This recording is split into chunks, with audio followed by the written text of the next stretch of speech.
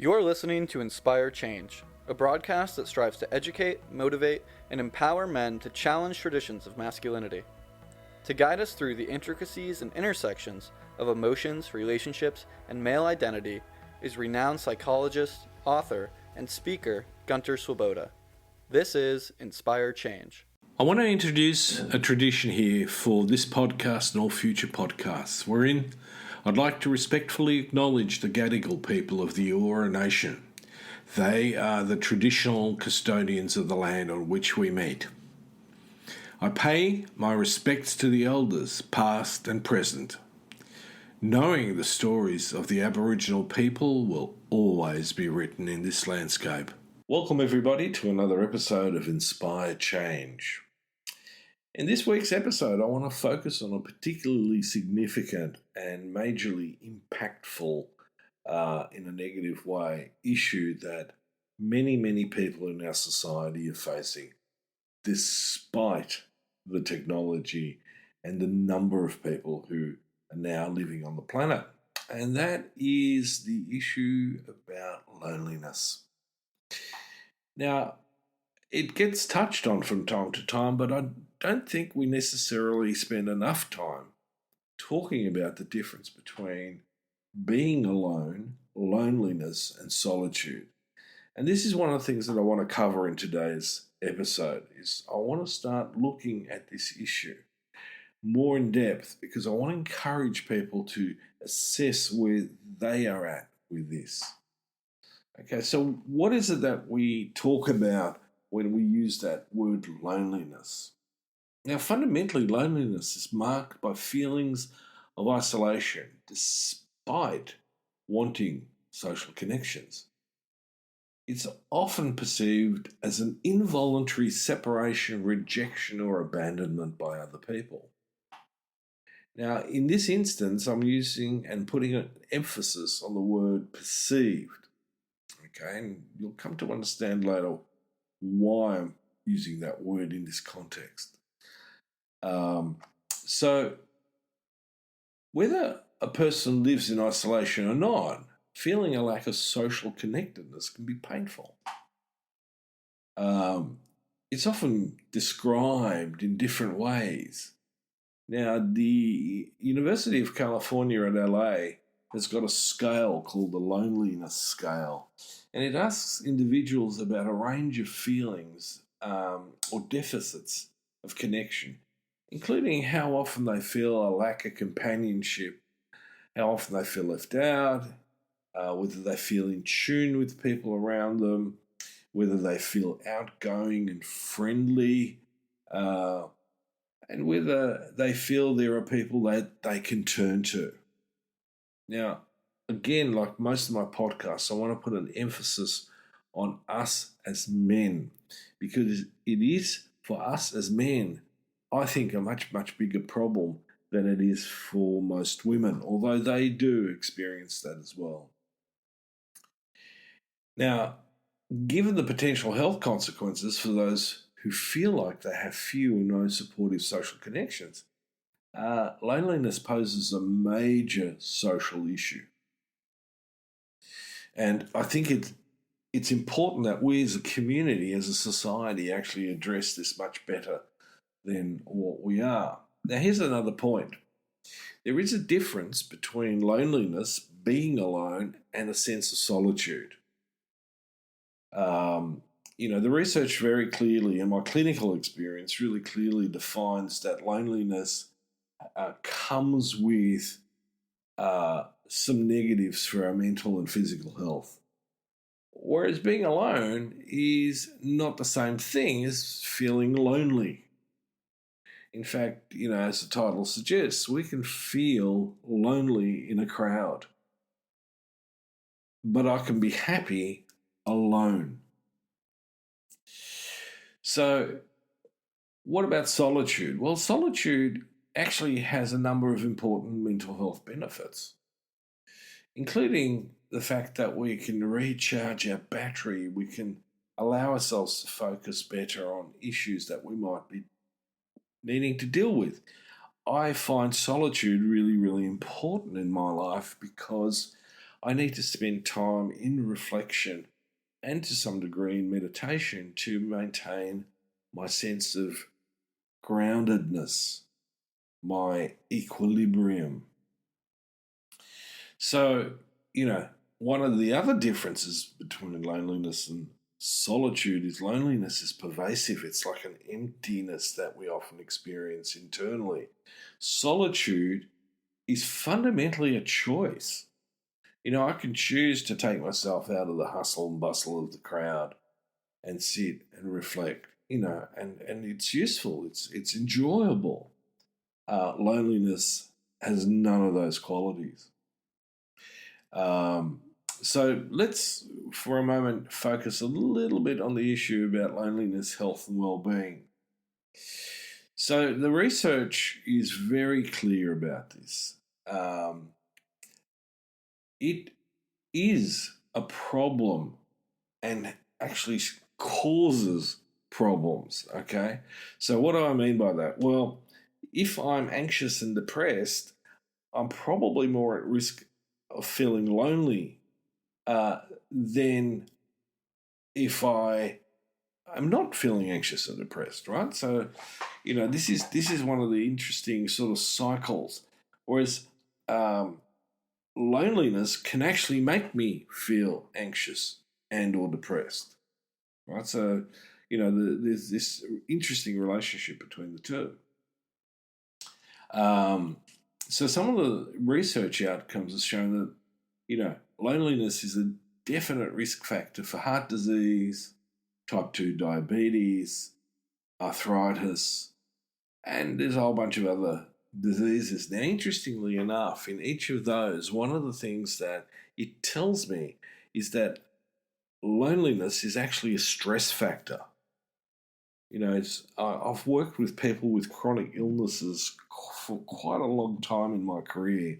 And one of the things that with certain problems like type 2 diabetes, arthritis, if the person's overly stressed, those conditions get worse. They actually don't really feel that good. And so, again, we need to factor in the issue that loneliness is a stressor in someone's life. And again, it connects to a sense of anxiety and potentially depression.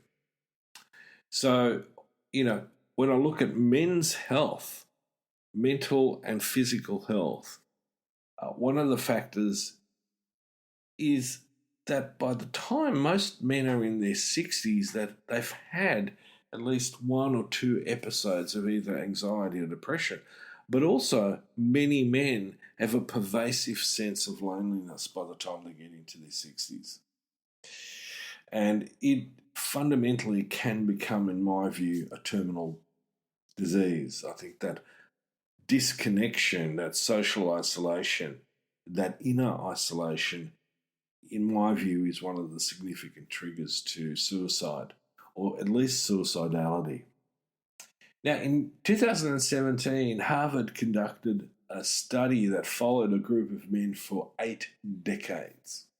That's a really long time, 80 years.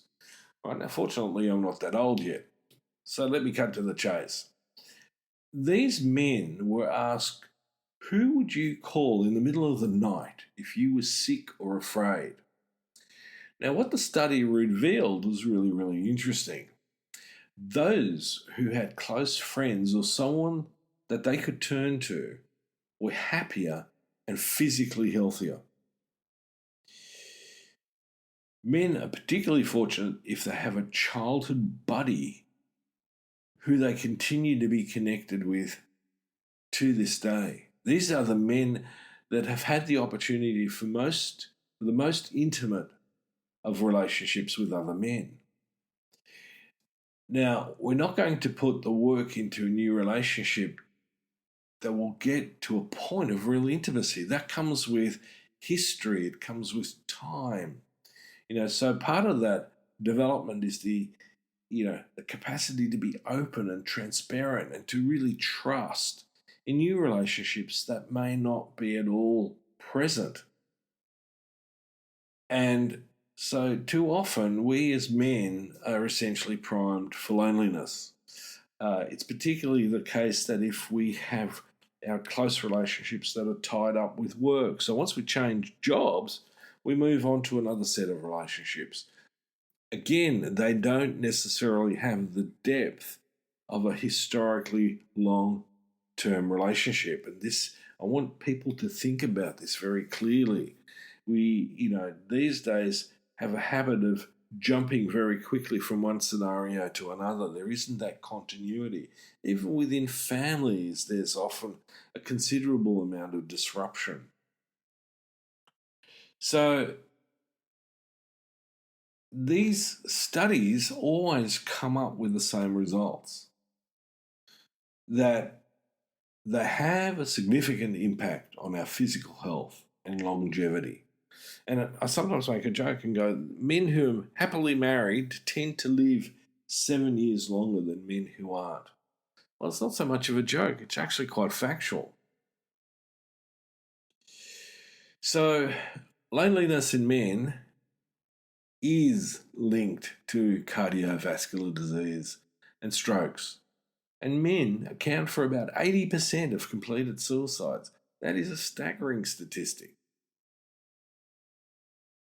And it is, by definition, a sense of loneliness. Now, I'll come to explaining exactly more in detail how that works. So, in a way, the solution seems obvious. Have a healthy relationship, build a friendship network, and don't sedate your emotions with work, alcohol, drugs, sex, and gambling. Also, avoid getting addicted to exercise. The runner's high is not an antidote to emotional starvation, which is what loneliness in a way is. So you might then go, okay, well, what's the antidote? Well, I'm glad that you asked. And you're going to find that I'm going to come back to what I refer to often as the universal field theory of human wellness. And the issue is attachment. Healthy, secure attachment is the very thing that's going to get us inoculated against this sense of loneliness. But here's the thing. That process needs to come as much from the inside as it does from the outside. So yes, you're going to need to do some personal work. Stumbled over those words, but let's keep going. So what do I mean by internal personal work? Well, for a start, whenever we're talking about attachment, we're talking about, safe, secure attachment. And that usually has its foundations when we're kids. But let's say I didn't have, a family life where I could feel securely and safely attached to my parents. Well, as an adult, I can still work on that. I can still create a relationship with myself that allows me to feel safe and secure. And the other element in this is to develop a relationship with myself wherein I'm satisfied. That creates a level of flexibility and resilience that allows me to deal with negative life experiences, like the loss of friendships, the loss of a partner, the alienation that I might feel from being abandoned and rejected. So my inner world is about being strengthened and about being flexible, not rigid, about being adaptable, always self at the center of things. Now, part of that process is that I'm also therefore going to develop a greater degree of autonomy. Autonomy does not mean being alone and feeling lonely. It might mean being alone but still feeling safe, secure, and satisfied. The other part to this is having a sense of competence in how I deal with my emotional state. And the most important aspect in this is relatedness, connections. So, if it's going to be, it's up to me. So if I want connections in my life, I'm going to need to get off my butt and create them. They're not just going to drop into my lap. So I need to be attentive to my needs, but I'm also going to need to be proactive in establishing and responding to networks. Many people that I work with who have a sense of loneliness often fail to see that there are actually people around them who want to make contact with them, but because they're in this state of emotional emptiness in a way, they don't resonate to someone else's energy in a way that they can respond. And to me, that's sad. Now, in Australia, for example, we have the Are You OK Day. Now, that's a good trigger, that's a good sort of starting point, but we need to develop that into deeper conversations. So if the answer is, yeah, I'm good, then the next question is, are you really? Remind them that they're there, that you're there, that we can connect. It might be, at times a bit trivial, but at other times we develop relationships that become progressively more intimate. Now, as I said earlier on, a lot of those relationships have deep history. We go back to, maybe even kindergarten or just high school, and we've maintained those friendships all the way along. But we can also, by taking some social risks, accelerate the level of connection with new relationships. Now, that's a little bit of a sort of level 2 exercise because we don't want to be a bull at a gate either. But it gives us the opportunity to sort of go, okay, we mightn't have known each other very long, but we resonate with each other. We have common interests, or we've allowed ourselves to open up about an issue that normally we would keep under wraps. So this is going to be a work in progress. So what I want you all to do, and those of you who've been keen, and you might want to look up, the UCLA loneliness scale, just out of curiosity, or if you're really wanting to check in with how you are, see if you can find it on the internet. I haven't done that actually. To me, it's much, much more of a sort of subjective thing. Am I feeling lonely? Is there a particular time when that happens? So just that process of reflection, I want you to go back to that. I want you to check in with people who are important to you if they've had that experience of loneliness, or do they always feel, connected and, charged up for more social activity. Explore it. Please take it out of the living room and bring it into the space of friendships. Bring it into the space of families. I quite often hear from older men about how, they've got their kids and their grandkids, but they don't get to spend enough time with them, or they might get some time with it, but it's over very, very quickly. And then what happens between visits? It doesn't take a lot to connect with someone. Pick up the phone, call, drop by. Some people mightn't like that, particularly if they're, essentially highly private. But, what's the worst that can happen? They can go, I'm not available today. Come back another day, and we'll have some tea and scones, whatever. None of that's important. What's important is that we stay in contact. Firstly, with ourselves. What's my inner world like at this point? And then checking out what's available in the outside world. All right, this is me signing off until next week. Thank you for listening to Inspire Change, a broadcast that strives to educate, motivate, and empower men to challenge traditions of masculinity. For more information on the Making Good Men Great movement, or for individual or group coaching sessions with Gunter, visit makinggoodmengreat.com. For inquiries regarding broadcast topics or appearing on the show, email Miranda at noirtainment.com. That's Miranda at noirtainment.com.